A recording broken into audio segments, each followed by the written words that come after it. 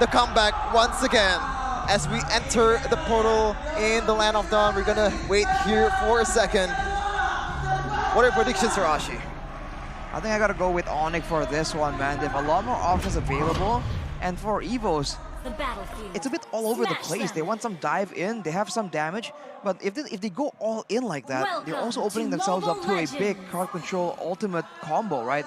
Getting everyone caught in, for example, a taunt to a Nibiru's Passion will just completely decimate everyone. So I think if they really want to do this, they gotta be smart about it, and then to ensure that the limited amount of dive they have gets utilized in the early game. If they want to try and match Kairi's aggression, maybe try and put that pressure into the gold lane, right? If CW gets shut down here, maybe that's exactly what Evos Legends need. But to get this out, right? I mean, Keyboy there, poking Psychots down.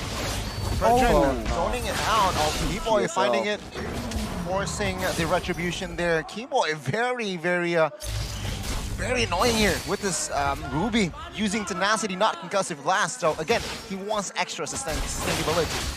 And that's basically the case for a lot of the more stars here, man. It's just the survivability is much more, valuable compared to the minimum amount of damage that the concussive blast gives you. And in this case, Kairi goes for the extra damage in the jungle department. But the laning phase earlier, Rashi, you can see that Dreams actually goes for the XP lane and Tychos is going in trying to harass Kairi, which is, he's not there, he's going for the red buff instead, but Kairi trying to make something happen to France. Oh, bot side, Taz manages to force CW on the flicker. Now Taz and Keyboy here, quite isolated. Keyboy trying to deny the mobility from Taz, random execution there, put out.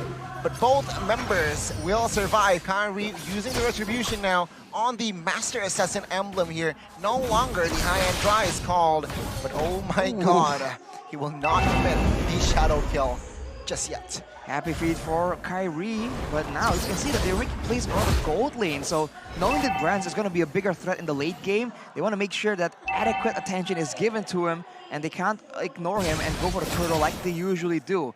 Now you can see they started to move towards that direction, right? Trying to get some control right here. And even though the Fredrin isn't in the jungle, if they clump up in on the way to the turtle pit, Boots can definitely set up for a huge play right here.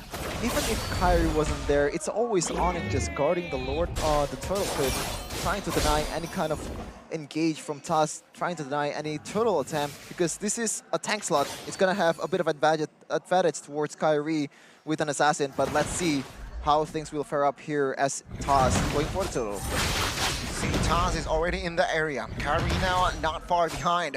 We'll take the gold crab first. It seems like has 4,000 HP left. Taz now taking a lot of damage, stunned up. And let's see the retribution battle. Taz wins it this time. Silence down though, but take a look at the cold altar now popped here by the side of Evos Legends. TJ taking a lot of damage now. Bronze is in the fight. 5v4. This limit might be too much as Boots gets taken out. First blood for Bronze. That's a good trade and the divine judgment on towards San. Still survive though. Kairi will not force anything more as it's just to provide cover. As now Keyboy, take a look at this guy trying to find and soak in the damage.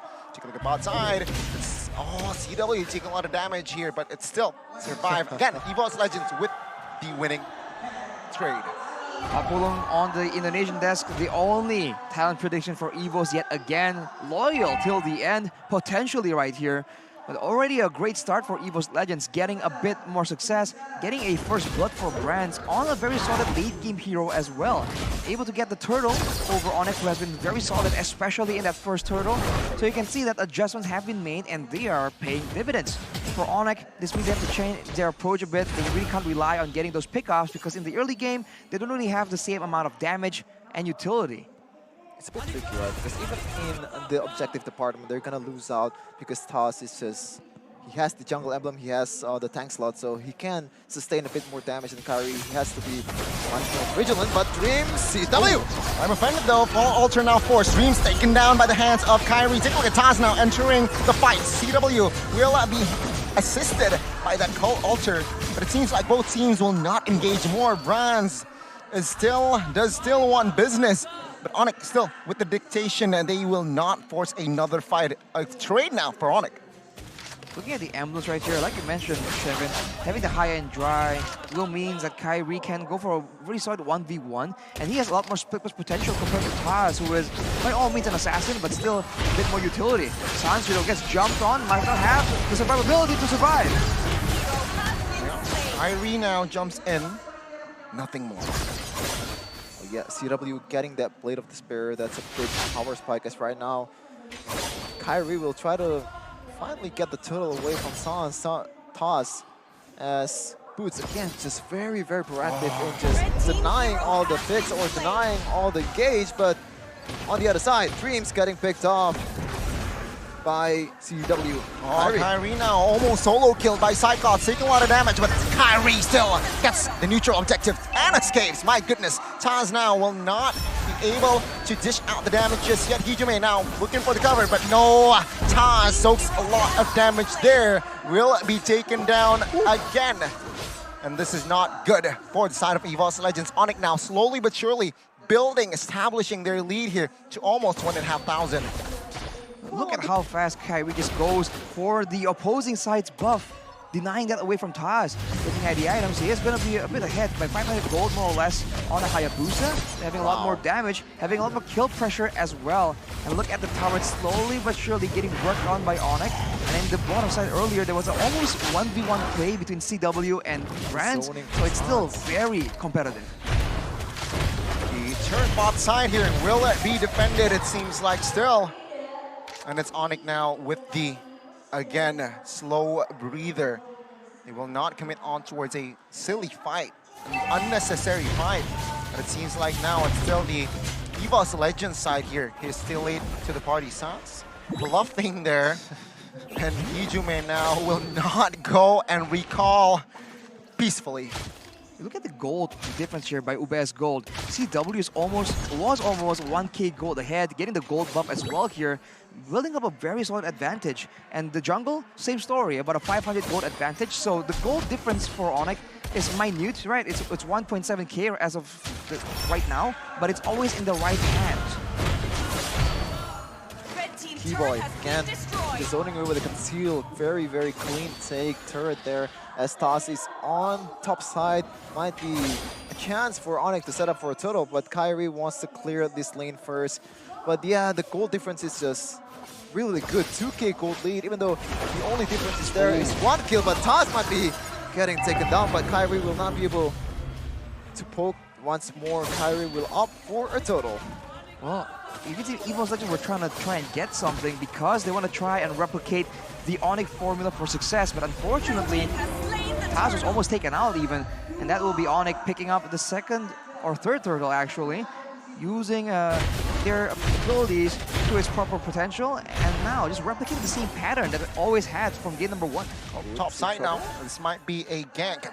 Dreams with the conceal now. Force Boots to use the flicker. 4-man rotating towards the top side. Did not get anything. And it seems like now Boots still able to clear, and nothing rotation. Nothing comes out of the 4-man rotation there. A good read by the captain of the Yellow Porcupine. Denying the question at the same time, taking everything away from Evos Legends as Kyrie almost gets the kill. Alter popped.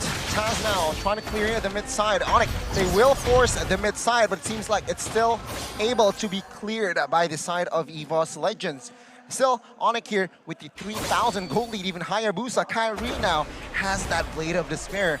Not a good sign here as Evos Legends. They are somehow desperate here to find a good fight. Perhaps this might be a Dreams. Will open and face check. Now Cyclops taking a lot of damage. Is this the right call? Taz trying to clear them inside as well.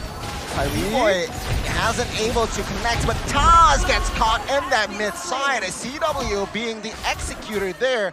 And now it seems like slowly but surely Onic already with the very convincing lead at 3,500 gold lead. Wow, man. Dreams is just waiting there without, not doing anything. He's just waiting for the right moment, but the moment is just not there. A very clean team fight for Boots and crew, just knowing what to cover and what to get. And Arashi, at this point, man, same question arises. How will Evos do this? They have to try and get a fight without the main damage dealers on the side of Onic. so far, if you look at the full DPS, Evos Legends actually has a very healthy amount of damage compared to Onic, right? They have more utility built into their kit, but it just require a bit more items, so they have to try and make sure the CW or Sans gets taken out, and then from there, try and equalize the gold lead and scale into that late game. Having Brands on the carry, this is one of the win conditions they have.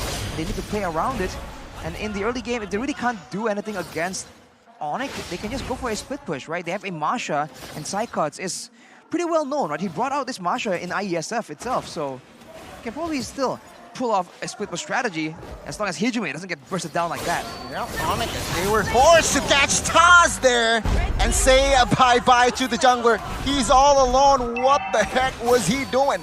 And now, take a look at the bot side. Psychots now trying to find compensation for that kill and the loss of Lord. He gets it. He finds the inner. But take a look at Boots. He's moving on towards Psychots. Oh my goodness, force the flicker as well, and there you go. Off camera, another kill happens. It's 3 members now down. Oh, I'm offended.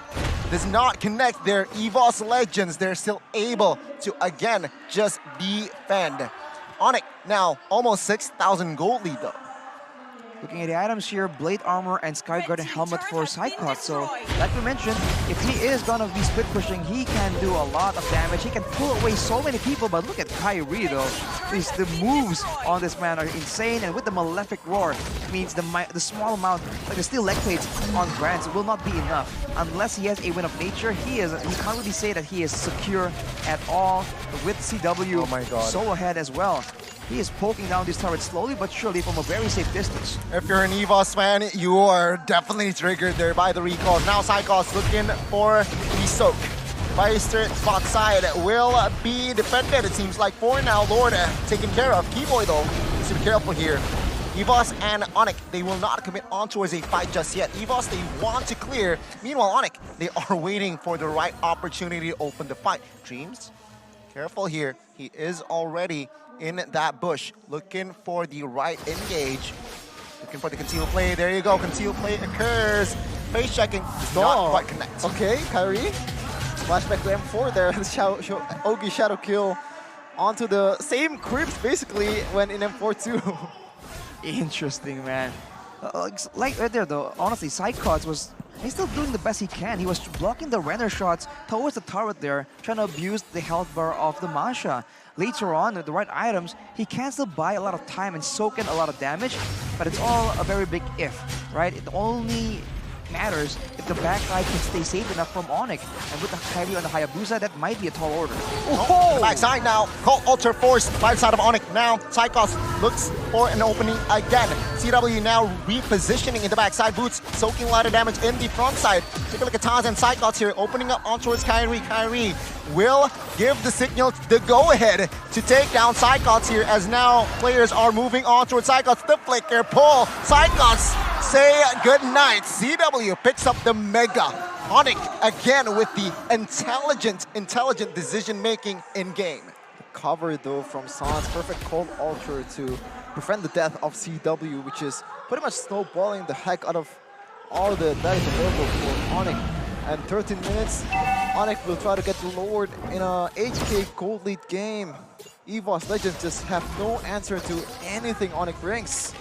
With one member down right here, without any pressure on the other side of the map, it's going to be very difficult as Taz tries to go for his orange buff. Even that might be denied by the members of Onic right here.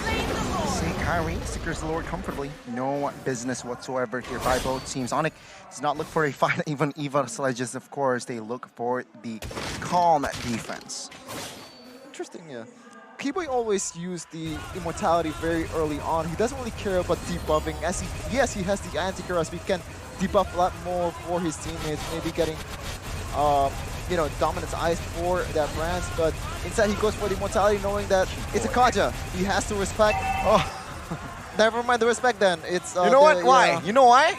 Because Keyboy, his IG is already deactivated, right? At this point, nothing to lose. At this point, he has nothing to lose. So there you go. The Keyboy demon time. It's like, yeah, you know what? I don't care now. Recall in the bush, outside of the bush, and my God, I somehow doubted the Ruby pick, but it seems like in his hands, he's able just to pull it off.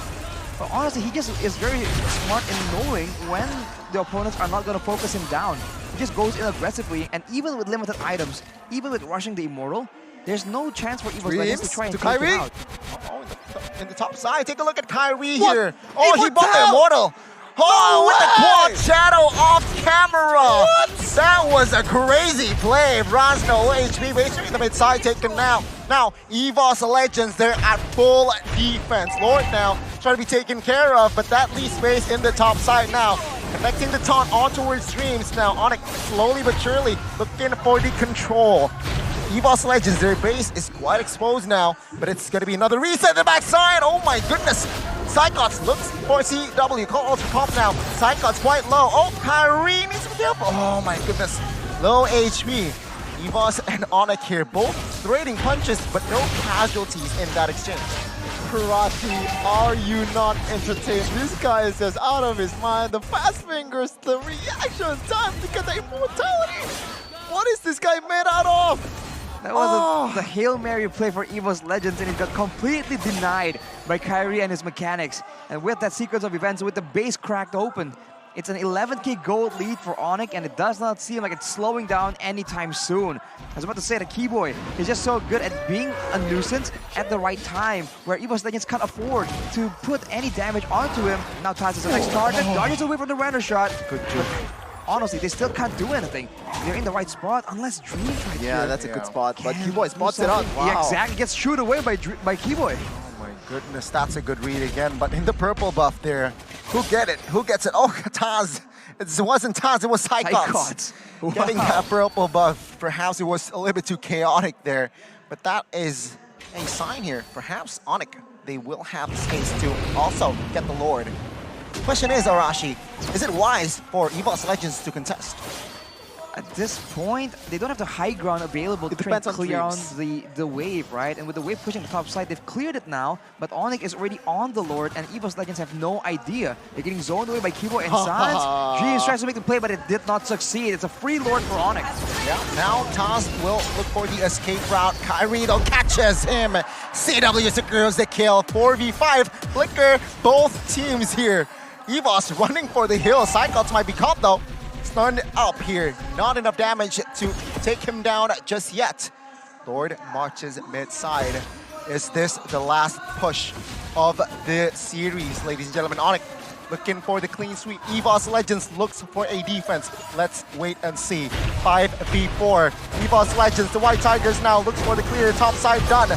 Mid-side, oh my god, the damage comes through. Is it a Keyboy? Finds a 3-man stun. Hijume taken out, as this is going to be the official first sweep of the playoffs MPL ID Season 11. The Yellow Porcupines will have the White Tigers as dinner tonight. Bring out the brooms to shoo away the White Tigers, as the Porcupines once again showing that they are a different creature than any team in MPL ID. 3-0 Arashi.